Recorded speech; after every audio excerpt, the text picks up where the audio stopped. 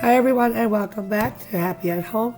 I have been getting a lot of questions about how I made the glitter houses that many of you saw in my Christmas home tour. So today I thought I would quickly show you how easy they are to make. For this project you'll need a pencil, an X-Acto knife, a pair of scissors and some sort of measuring tape, a glue gun and glue sticks, a cereal box or some sort of cardboard. I like to use these canvases I pick up at Michael's. They are made out of a nice sturdy cardboard and then one side is covered in a canvas. You could also use a thin piece of wood or even a scrap of thick cardboard. And as you can see, this one the kids started painting on. First things first, you're going to need to find a pattern that you like. Today I'm using a pattern off the Martha Stewart website, which I will link below, along with some other links to patterns that you could use. Enlarge your pattern to the size you would like and then cut out all of the pieces. Once that is done, simply trace the pattern onto the cardboard. While tracing your pattern, I find it very helpful to add marks at all the fold lines. This makes things easier later on in the project.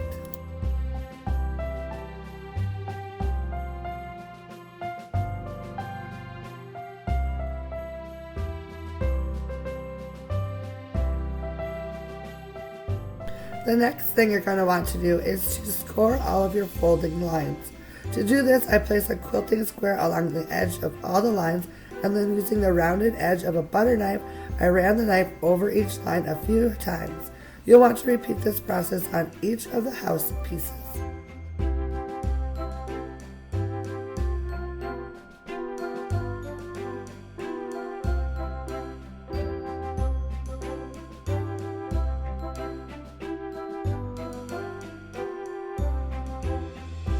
The next step is to cut out your house pieces.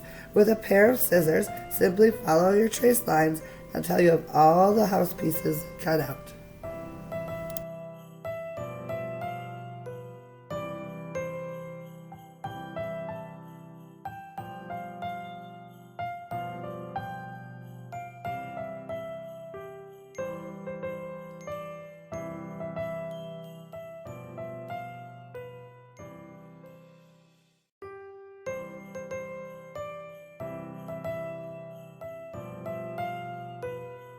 For smaller, more detailed cuts like doors and windows, use an X-Acto knife, making sure to be cutting on a surface that won't get damaged like the self-healing mat.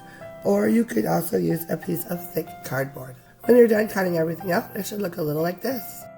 The next step is to pre-fold all the fold lines you previously scored.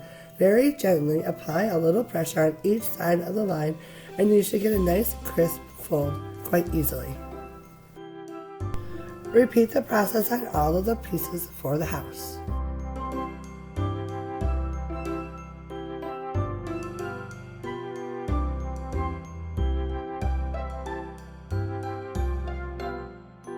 Now's a good time to double check that all the pieces fit together nicely and make adjustments if you need to. The first step of gluing your house together is to add any embellishments like window frames and doorways.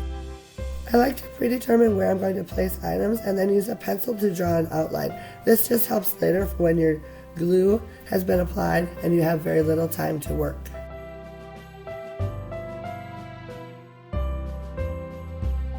To begin gluing the house together, add a bead of glue to each tab on the house piece that you are working with. Then quickly press it onto your house and hold until the glue sets up. It's really as simple as that.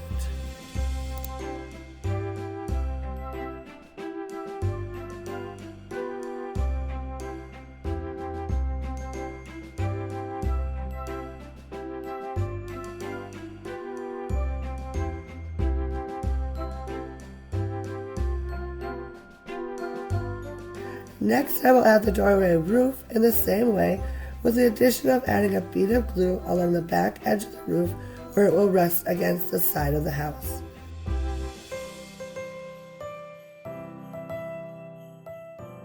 I then like to run a small bead of glue along the edge where the roof and the house meet for extra stability. I use just a small amount of glue and try to keep it as smooth as possible. Now it's time to glue the sides of the house together. When working on this step, it's important to remember that the gluing tab is attached to the inside of the other piece so that you don't have any visible seams. So just like before, add a bead of glue along the folded tab and then press the pieces together.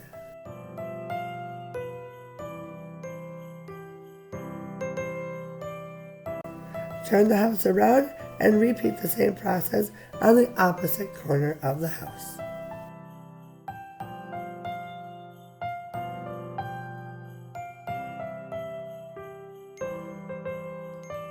The final step in building your house is to add the roof.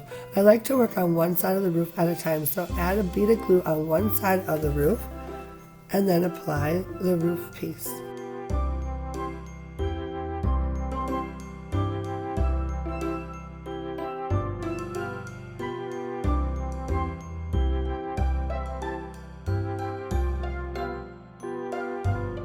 And then repeat the process on the other side of the roof.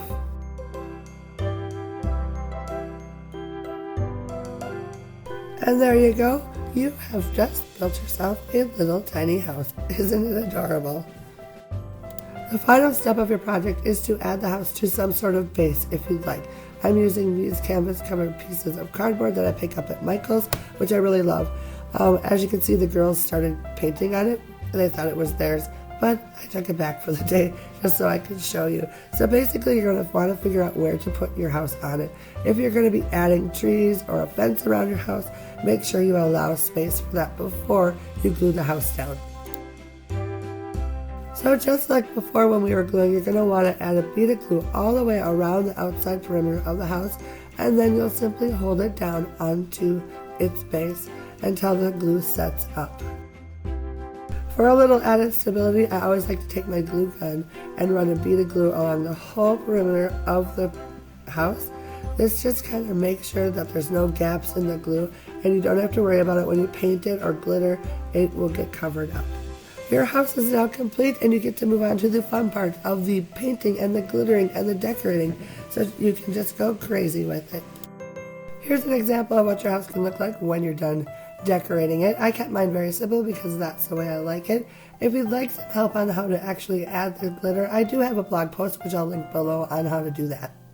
And finally today I thought I would give you another option on how to make a glitter house. This is a small ceramic house that I picked up at the Dollar Tree, and as you can see, it's just your basic ceramic house. It was very colorful before, but what I did was just painted the whole thing out in a white craft paint, and then I added a little bit of white glitter and a little bit of silver glitter to the rooftops, and then a little bit of white to like in the areas that were supposed to be snow, and there you go. Here's what it can look like when you've got it all decorated up, and it's just another cute little option if you don't want to have to go through the process of actually building a cardboard glitter house.